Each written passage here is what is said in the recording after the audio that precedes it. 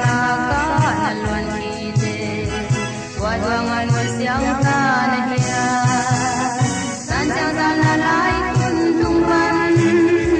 tungkagel salwan kin hantu kay kwabal sumay bisinglo sa tamlayan may biswan kamla